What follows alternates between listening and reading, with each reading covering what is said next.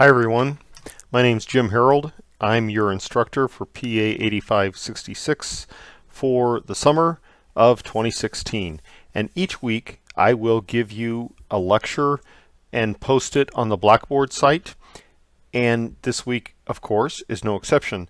During this week's lecture, I want to introduce the course and I want to talk about where we plan to go during this summer. So let's get right into that.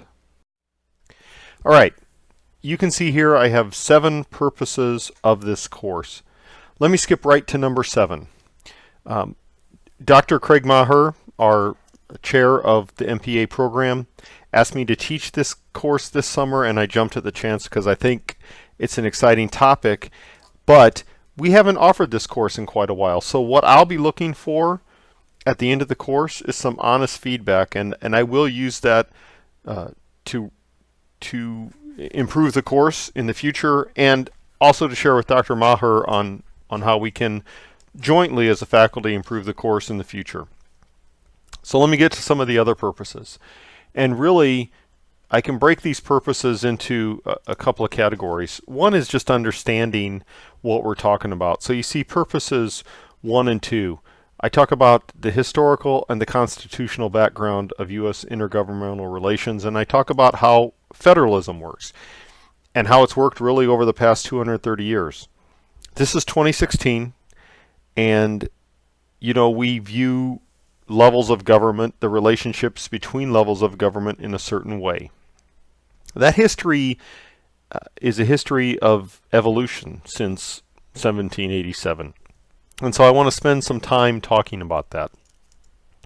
And then I want to talk about you as the public manager and how this intergovernmental management environment, intergovernmental relations environment affects you.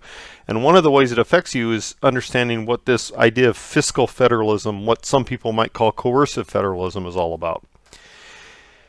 And then finally, look at purposes 5 and 6.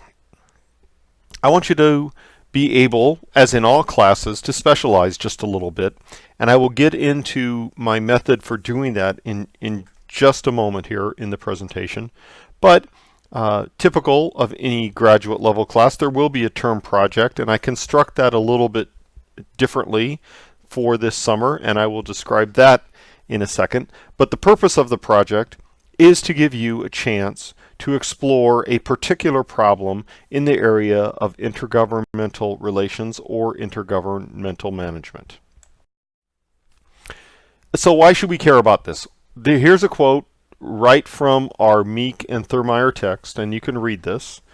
But the key point is that the field has evolved rapidly, they say in the last decade. And that's true. Really, it's evolved. Intergovernmental relations have evolved since about the 1930s forward. And you see there they talk about this idea of diminishing vertical resources. Well, what that means simply is that the federal government has mandates for state and local governments, but the dollars have diminished, relatively speaking. And so how do you, as the intergovernmental manager, how do you as the local manager cope with that? One of the ways that you cope with it, and they mention it here, is this idea of cross-jurisdictional and interlocal agreements. And you do that, look at this last sentence, to meet the demands of both this vertical relationship and the horizontal relationship. And you do that in particular areas. And you notice they talk about emergency management and environmental issues, but it's not confined to those. And I'll talk about how I think this operates in just a little bit. On this slide, I want you to click on this link here. And this is going to take you to this report that the Pew Charitable Trust did in 2014. And you see the headline of the report. Federal funds provide nearly $1 in $3 of state revenue. Well, across the board, all 50 states, what we see is that for each state's total budget, the federal revenue accounts for at least a third and in some cases 40% or more of the total state budget. It wasn't always this way, but it is certainly this way now. So, what you see typically in a state legislature when they construct their budget every year or every 2 years, as is done in Nebraska, they spend a lot of their time. The state legislatures spend a lot of their time in constructing their general fund budget, and their general fund is typically supported by revenues from tax dollars within the state, income tax or sales tax or property tax, and fees that the state is levying on various activities. And the general fund is a matter of great deliberation in most state legislatures. The rest of the budget is a matter of deliberation as well, but a big chunk of the rest of the budget is from federal sources. And so this is really important to understand that intergovernmental management and intergovernmental relations have a lot to do with the amount of money coming from the federal government. Now, this slide demonstrates what I just talked about from 1940, as World War II was starting, forward to the 21st century.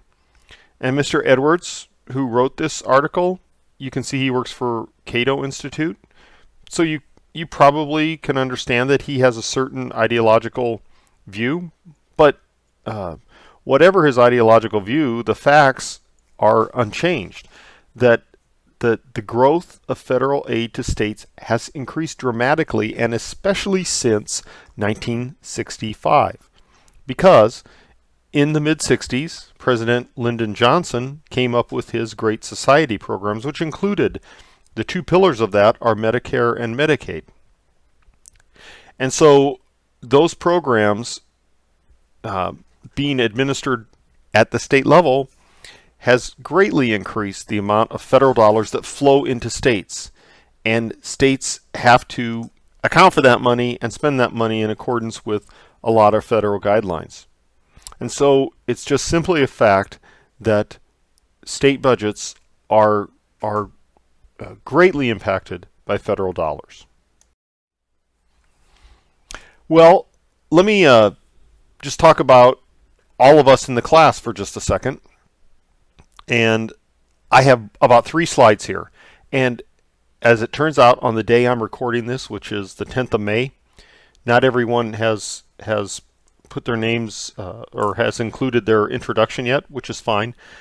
I'm going to update these slides so that I include everybody, but I'm going to shut up for just a second and let you look at where everybody's coming from. I start with myself, and I think those of you who viewed my intro probably saw this, but I was in the Air Force for 26 years, and I did specialize in installation management. But I also worked at the Federal Interagency when I was in a joint assignment. And but my current academic research is in policy and budgeting. And so it's really interesting to me to see how policies and budgets meet up with each other, and it's really interesting to me to see how they meet up with each other at the implementation stage, often at the state level. But take a look at what all of you are involved in over the next 3 slides, and you can see that we have really a diverse class, and I'm really happy about that. And I'm really happy to see that people have a lot of different jobs in federal, state, and local governments. So just continue to look at this list for just a second, and I will come back in a minute here.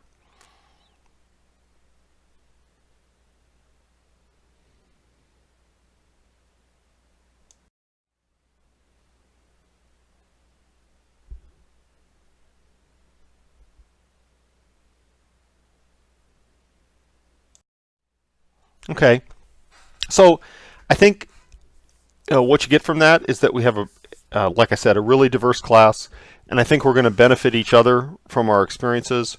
And as an instructor, of course, I'm always very happy about that. And so please do stay in contact with each other. I think some of you have had classes before in our online program, and so I continue to encourage all students to stay open to each other and communicate with each other, because I think a lot of learning, frankly, takes place student to student. So here is how this course is laid out. This is all in the syllabus. There's 4 units, and basically the units follow this evolution of intergovernmental relations and intergovernmental management. For weeks 1 through 3, I'm going to talk about what we call foundations. And that is, I'm going to have you read some of the ancient texts. And by that I mean the Constitution itself and some of the Federalist Papers. And then I also want to talk about models of federalism and how scholars have theorized that federalism either works in fact or should work from a normative sense. In the Unit 2, I talk about new realities, which is this idea of fiscal federalism, or as some people call it, coercive federalism. Unit 3, that title, Interjurisdictional Cooperation to Collaboration, weeks 7 through 8, that's right out of the text, that title, the Meek and Thurmeyer text, and we're going to talk about some strategies there. Then finally, week 4, I'm going to allow you to specialize in this challenges for the new Intergovernmental Manager unit. I have 3 tracks in that unit. I have an emergency management track, I have a healthcare track, and I have a city to other governments track. So what I'm going to ask each student to do when we get to that unit 4 is specialize and pick one of those tracks, meaning you won't have to do all the readings that are assigned for all 3 tracks, but you'll just have to focus on your track. And then finally, week 13, my plan for week 13, the last week of the course, is to allow each of you to post and present your projects. And I'm going to talk about your projects in just a second here. Let me get to this last thing. I'm trying this as an experiment. I've set up a Twitter account called @UNOPA_Scholars. You can see it there. It's on Twitter, and I have a hashtag PA8566. My intent for this Twitter account is to post articles from the popular media or any other source that have to do with intergovernmental management or intergovernmental relations. So I'm not focusing on, for example, the presidential election. I do realize this is 2016, and I do realize we have a very interesting presidential election cycle coming up, but that's not the kinds of articles that I'm going to be posting unless a candidate is talking about intergovernmental relations or intergovernmental management.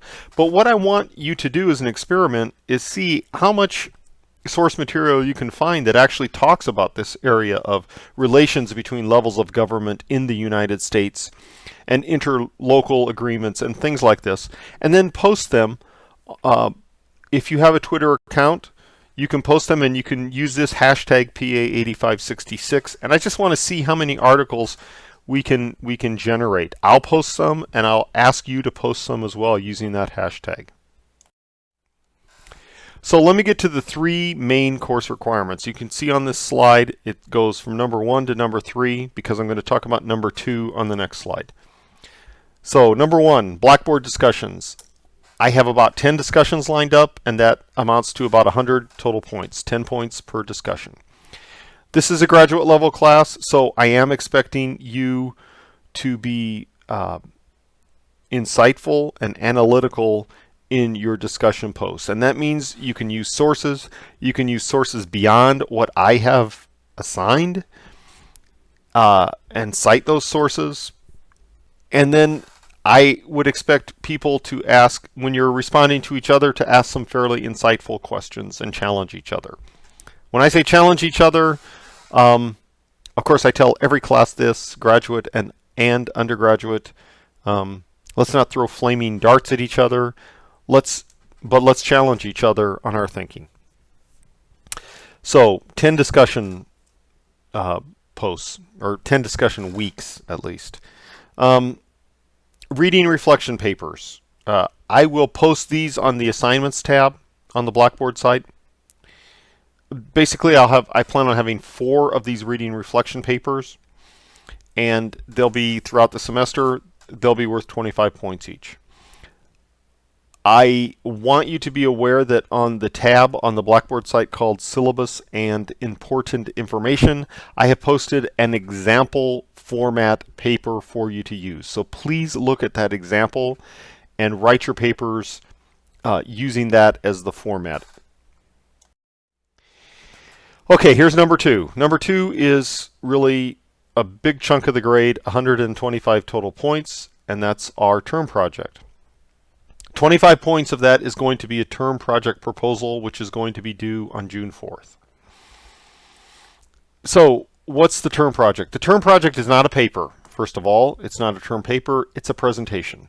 And when I say presentation, I mean what I want each student to do is design what I call a professional PowerPoint presentation. You could also use Prezi.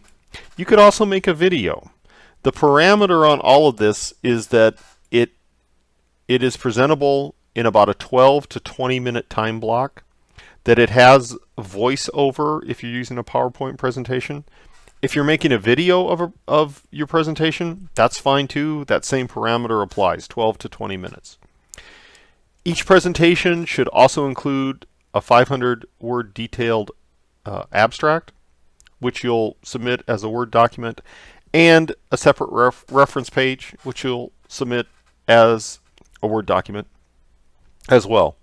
So what am I talking about here? Basically, I'm asking each student to assume that you're giving a presentation to a decision maker. That could be your board, that could be your supervisor, that could be the mayor, that could be the governor, just anybody you assume. And you're going to talk about a problem that has to do with intergovernmental management or intergovernmental relations. And so I invite you to ask me questions about that in advance. And frankly, that's the reason I do the proposal paper, so that you can propose what you want to do. If I think that you maybe need to add something or delete something from it, that's going to be your chance to do that in that proposal paper. But the problem statement will describe a problem in IGM or IGR. And then you're going to, in the presentation, talk about some of the literature that speaks to the problem, because I do want you to research the literature.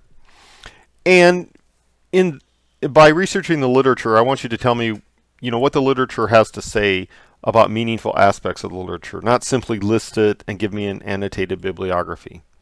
And then I want you to talk about proposed solutions to the problems.